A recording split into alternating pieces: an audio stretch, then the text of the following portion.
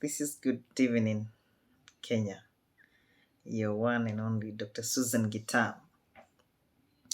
Today I have decided I want to talk about suicide and how we can prevent suicide, because no one deserves to die. No matter what is going on in their life, no one deserves to die. Life is very precious. You can imagine losing your own child, losing your own sister, your brother through suicide because of something that could have been prevented. It's actually very unfortunate. With the hard economic constraints in my country, Kenya, East Africa, we are having very many people taking their own lives. And this is very sad because we are having even students taking their own lives by suicide. We are losing students in primary schools. We are losing students in high schools. We are losing students in university. Like one case in my county, 2 students in one of the universities took their own lives simply because they did not find themselves in the graduation list. But that may sound trivial for someone because maybe you don't know their story, maybe you don't know their journey. But I'm not here to tell you that it is justified to take your own life. There are so many ways that you might see after maybe you have been protected from committing suicide that you had and were very open. Because one of the things that I like to say is that those people who commit suicide or who die by suicide, they didn't just think about it immediately. It has been a journey. It has been a process. And so it would be important for you, viewer and listener, to know that people do take their lives by suicide because it is there, documented. There are statistics to show that.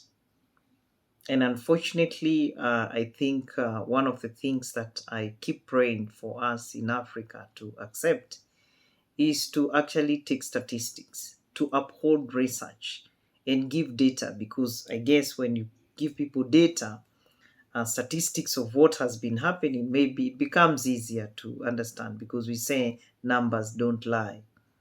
And so right now we should be having documentation from the CID, maybe department, the criminal investigation department in this country, telling us the suicide cases that have been reported and the ages and probably where that has been coming from.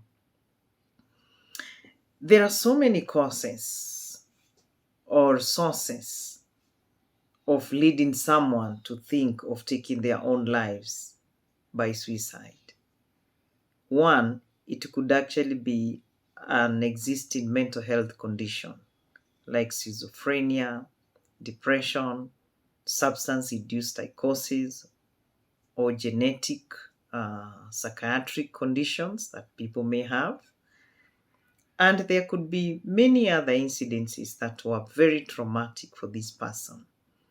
For example, robbery with violence, sexual violence, emotional violence, and other, we can talk of disastrous events in people's lives. And there are some situations whereby losing a loved one and that grief becomes complicated, becomes chronic, or it is delayed and comes out at a time an individual is very vulnerable. That can make them become very distressed very fast and intensely to an extent of losing all hope that they ever had in this life. We do have situations whereby we have had people who've taken substances of abuse and they try to fight and come out of the same, but they cannot because the negative impact is so huge that they don't know where to start and where to begin. But I want to still insist there is still hope. Your life is even enough. Just to have your life is enough. You don't have to have all the things somebody may tell you lost, or all the things that somebody may remind you that you lost. Your life is still there, and it's very precious, because all these things that we celebrate and we are proud of, even the day we die, we leave all of them behind. And so your life alone like this, when you're still breathing, it's very important to keep it still alive, kicking and active and breathing. How are we able to tell, for example, for our students? Because I am a lecturer at African Nazarene University. I do a lot of academic and school counseling.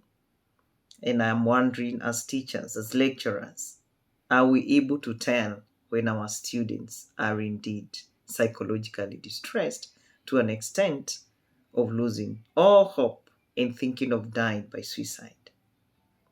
Most of the students, whether they are primary, high school, or even at university level, one of the things that they suffer from is academic pressure.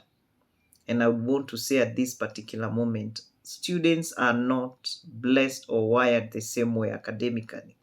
Some students are going to be great scholars. They will have good memory. They will have good reasoning. They will have good analytical skills. But others will just be practical students. But they will all be in one institution.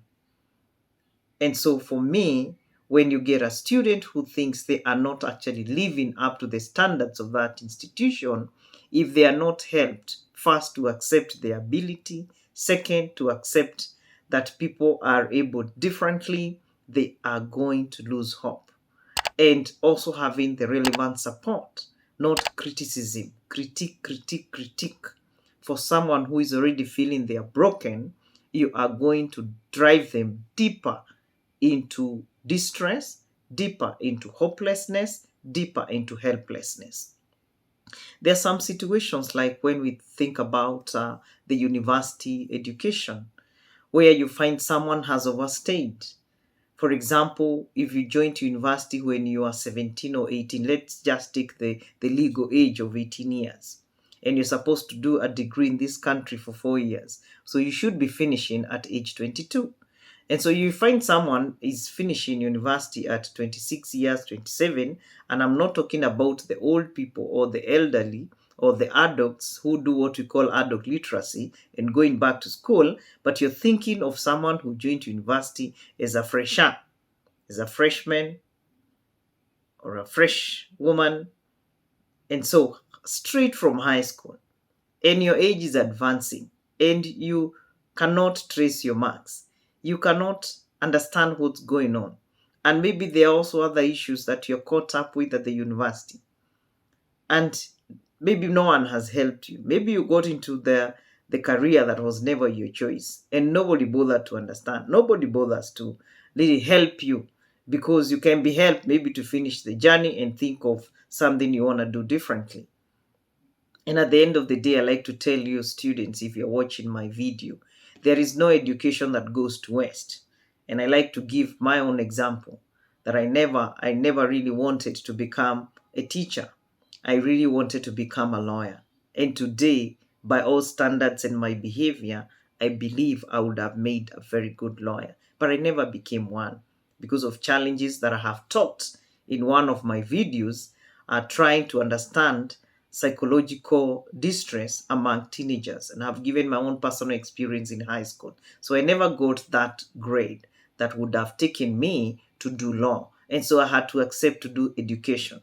And even in education, you can fight for learners' rights, and which I do in a different capacity today, because everywhere I go, and a lot of my clients, actually 80% of my clients are learners, either from primary, secondary school, or even university, or even adult literacy. And so you can get yourself into a career that was never your dream career, but I want you to know nothing that you will ever learn in this world will go into waste if you remain positive, if you remain hopeful. Why? Today, I believe even the way I'm speaking to you and organizing my content is because I trained as a teacher.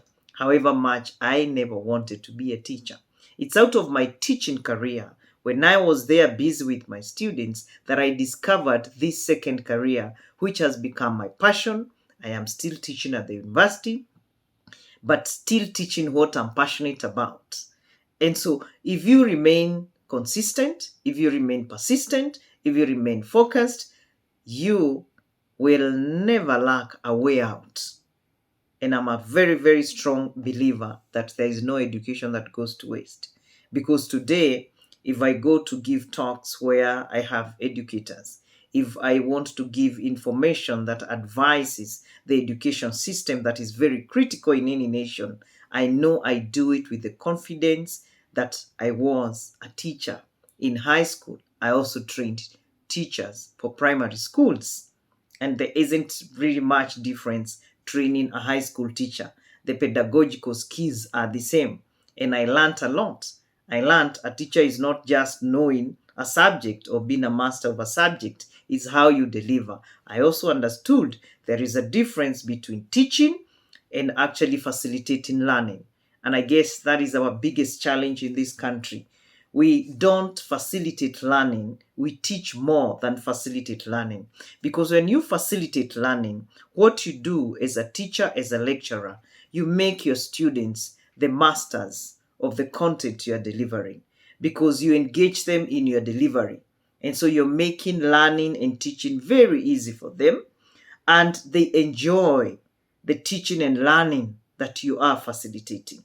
And they feel that they are in charge as well. But how do we do it here?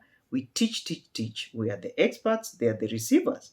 So if they don't receive it our way, and I have also come to realize with my years of teaching experience, I have realized learners are quite different. And according to the different levels, and especially in this country, and I thank God for CBC, and I pray nobody will ever think of doing away with it. Maybe you can improve it, you can review it, but you can never say do away with CBC because it is the mold of education. It is a kind of a curriculum that Africa needs, where we are gauged with our competencies so that we don't feel less competent. Yet we know there are some other areas in our lives that we could be very good at, especially the gifted and the talented learners who may be very good in music, they may be very good in acting, they may be very good in sports, very good in athletics, but they may not be very good with books. And that is why we need to appreciate that all learners are gifted differently. Their learning styles are also very different. We have students who are activists, and these students who are activists, they're the ones who are quickly excited by learning material and quickly get bored, and especially if you bore them in one way or the other. But they are there, we have them. And these are the students that might engage in some activities that teachers may not like because they got bored. They need a new thing, they need adventures. And not every teacher will please the activist. But do teachers know that? We have those students who are pragmatists. They do very well with practical subjects. Do we know them? And these are the students who will always be there in the field, they'll always be there in the lab, and they'll keep asking questions like, how does that work? Those are the questions they mainly will ask. But does the teacher know that? Is a teacher a pragmatist? Is a teacher an activist? We do have students that we say they are theorists. There are students who will keep asking you, how did you arrive at that? These are the students who will even give you new formulas. There are students who will give you new ways of doing things. They're quite innovative. And these students are very good candidates of depression because they don't like interferences. They like things to run smooth and the way they want things to go. And they are also very good candidates of probably giving up if things are not working well. Very smart, but they can also give up very easily. And that is why we should not question why do we have very smart students taking their own lives by suicide. It's because maybe they have their own pathways cut out very, very straight. This is the way things should run. And that is why we are here to tell them they don't have to run on a straight line. And I like to say that because I am a survivor of perfectionism disorder, where I could not stand anything that is disorganized. What a headache. Even the world is actually not a cubic shape. It is round, meaning things can go round and round. They don't have to be straight. And this life anyway has no rehearsal. You only live it once. And so if I said I will get an A in this subject and I don't get that A, I'll ask myself, what made me not get that A? And I'll try to find out, yeah, how can I still try and get my A? And then open space in me that if that A is not really coming by, it is okay. Because I am not defined by that A. I'm defined by many things about me. And I really wish I could really let our university students, especially, to know when you hit your 18 years and you have become a citizen of this nation of Kenya, and you can look around and see how the environment is, try and start thinking outside the box. And the minute you relax your mind, because I have seen very many university students getting into an environment where their learning styles, the lecturers' learning styles, the delivery of the curriculum and the programs they are in, if they're not kind of sinking, most of our students are actually running into self-medication.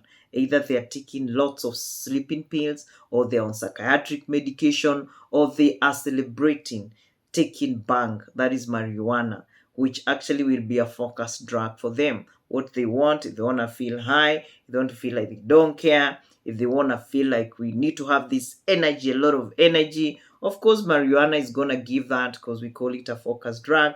But one thing that it's going to do at the end of the day is to destroy your hippocampus.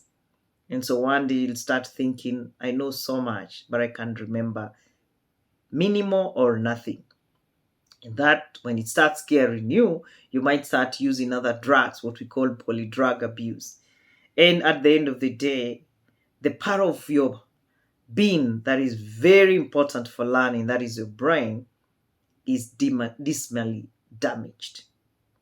And so at the end of the day, the professor you wanted to become, you can only sing about them, fantasize about them, that you'll never be. And so taking this life a little bit realistically is very helpful for teachers, for students, for parents, and all education stakeholders. Because if the university, it could be a fault of the institution. I think it's the high time we actually took students as students, be there to respond to their questions, be there to give them response immediately. I think one thing I admire working at my university is that students do not proceed to the next semester if they do not have their results. And it doesn't matter that we work around the clock to make sure we have the grades ready for them. It helps a lot. The students is able to do which areas they need academic, maybe advice or support. And a list is always rolled out because there is that grade point that you need to achieve so that you do not go to the list of those students that need academic advising. You're given 1 in 1, 1 in 2, 1 in 3, and rarely will you get students going to 1 in number 3 that thereafter you're supposed to exit campus. You're actually declared you're not fit maybe for that line of education, but maybe another line. That's why I'm hailing CBC, competence-based curriculum, everywhere, university, primary, and high school. Why am I talking about suicide? Because it pains me to see young lives just go like that. It's not that anybody killed them, it's not an accident, they just decide to take their own lives. And I'm wondering, do you care? Does it matter to you that we are losing them? And what are you doing? From your position, what are you doing? As a teacher, what are you doing? As a parent, what are you doing? As an education leader, what are you doing? Because I do not want us to forget how to pick these people who are on the verge of taking their own lives by suicide. I would like you to know one thing: they become very hopeless and they even speak it out. The other thing, they will start even talking about it. And even deeper or further, they will even tell you when they want to do it and how they want to do it. And they can even, because at that time they are out of reality. So they also give a lot of information if anybody cares to listen. Some of them will do suicide notes because there is guilt of taking their own lives. Just like there is guilt for any sober person, any functional person who takes another person's life. Even them that are planning to die by suicide, they suffer from overwhelming guilt that they are actually taking their own lives. And some even start thinking about the people that they are going to hurt, the people that they are going to really devastate, and by that they feel guilty. But if whatever is driving them and pushing them to thinking of taking their own lives is not addressed, that journey is so hard not to complete. And because they talk a lot, they even share with those people that matter. It is very important that all of us become very observant, become good listeners, and listening with a third ear, not the 2 ears that we have, such that you can listen even to the deeper meaning of what somebody is saying. When somebody is in school starts saying, I'm actually wasting my parents' money and I don't see any need of doing that. And for sure, I don't want to waste it. I don't even want to waste their food. I don't even want to waste their shelter. I think I'm better off somewhere permanently at peace. Are you able to read between the lines what they're saying? When they start giving away their treasured items, whether they are books, whether they are clothes, and any other asset they may be giving away, are you just taking that and celebrating without asking? Why are they giving away their most treasured objects and assets? Are you just celebrating taking them without questioning? There are situations they can even start writing goodbye notes to people that they really treasure. Are you not asking why are they saying goodbye? For example, if they are students, why are they saying goodbye and you're still in the same school, maybe in the middle of the term or you've just started the new term? And if you find them writing, I'm going to take my life, I'm going to take my life. And especially the ones who are outside boarding facilities, they do post on their status, they post on social media. I would rather we say somebody was joking later after saving their lives, other than saying, oh, those are jokers just trying to draw attention. It's a serious matter. Suicidal ideations or suicidal thoughts are very, very compulsive. It's like a push, push, push, push.